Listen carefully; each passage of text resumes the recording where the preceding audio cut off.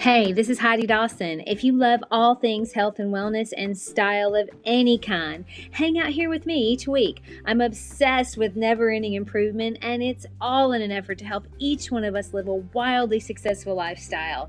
Subscribe today so you don't miss a thing. Hi, guys. Welcome to episode 490 of the Wildly Successful Lifestyle Podcast. I'm glad we're here together. Thanks for being here and subscribing and also giving me a 5-star review. It means a lot in the podcast world for you to do that. So thank you so much. All right. So this week was kind of a roller coaster week for me. It was kind of crazy. One day I was on a high, and then the next day I'm thinking, oh my goodness, this is just too much stress. I just don't like this much stress. And then that same day in the afternoon, things were going just fine, really great. And it seemed like that kept happening over and over all week. One minute things were great, and the next minute things were crazy. There was one point where there were like 5 things all happening at once, and they were kind of stressful in their own way. And through it all, I just kept reminding myself of 2 things. First of all, this too shall pass. And the second thing, I can handle this. I'm capable of handling this. And if something seemed a bit too much and I had done everything I could and it was just kind of out of my hands, I just put it in God's hands and left it there for safekeeping. And guess what? I made it through some really hard things, and it's all fine. So I didn't let myself lose my mind. I just kept handling everything the best I could, knowing it was all going to work out. Now, both of those statements, this too shall pass, and I am capable of handling this, are unequivocally true for all of us. We are so much bigger and so much more than our daily struggles. When we remember that in the moment, it really does put it all in perspective. I just thought I would share that because a lot of times, and I used to do this a lot, we are our own worst enemy when stressful things are happening. And if we realize that in real times, it makes our ability to handle the stress so much easier.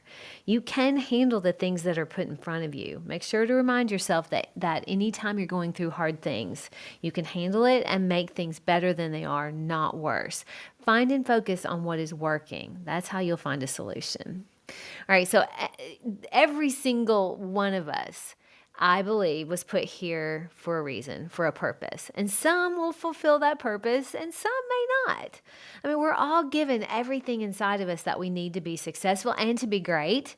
Then why do some reach that full potential and others don't? It's a really good question to ponder.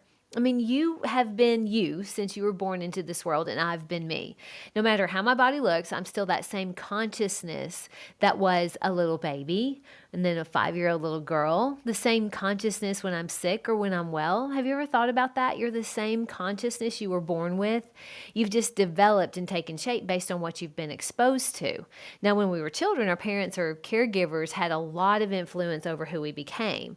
But as adults, we get to decide if we are the best that we can be. I mean, if we feel like we were meant for more, if we feel like something is missing, like we have so much more to do and be, the real question is, what are we doing to make that a reality?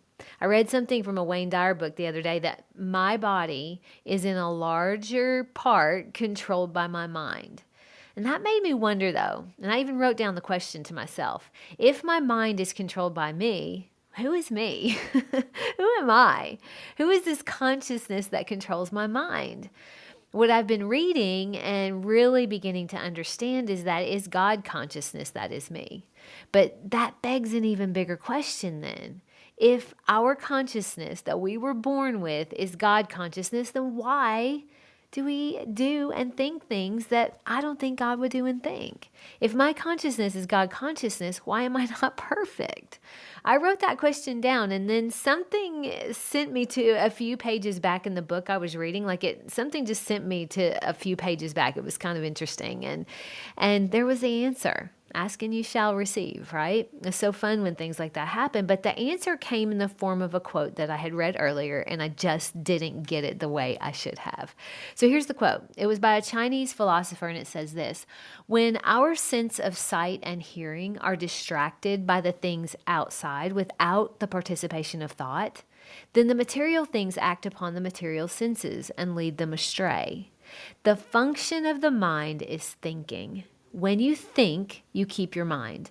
When you don't think, you lose your mind. This is what heaven has given us. One who cultivates his higher self will find that his lower self follows in accord, and that is how to become a great man. So when you think, you keep your mind, and when you don't think, you lose your mind, which leads me to ask myself, how often do I really think? How often do I just think my own thoughts without the intrusion of other people's opinions? How often do I allow myself to think? If that's what makes a man find greatness, how often do I think without distraction? It's hard to do that in the age of technology where dopamine is really easy and instant gratification is all we seem to find.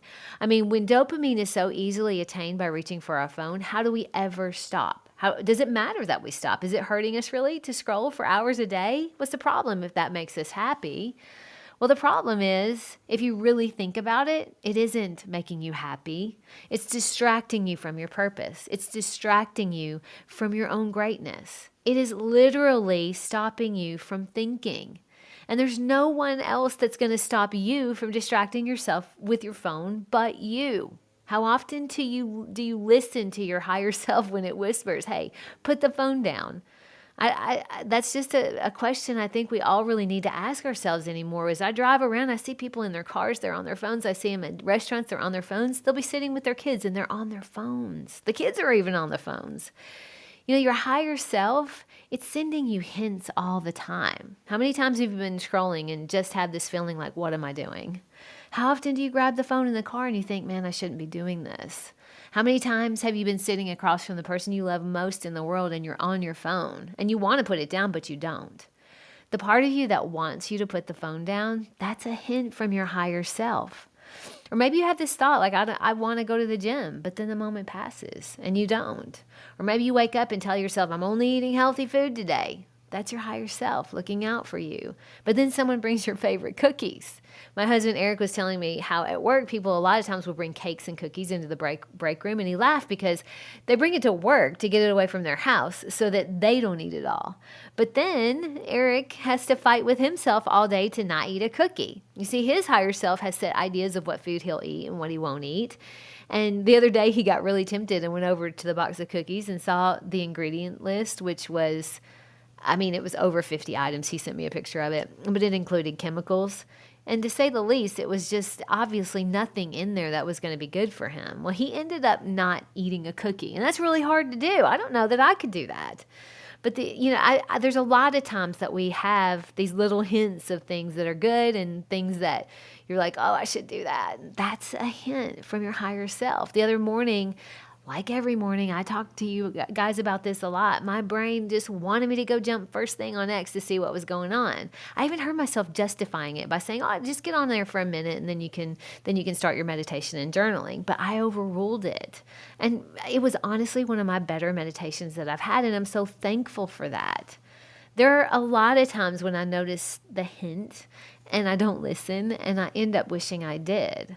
You aren't going to ever be perfect, but if you want to get even close to reaching your full potential, you have to get really good at listening and following the guidance of your higher self, which is available to all of us every day if we allow it in, if we quiet our mind.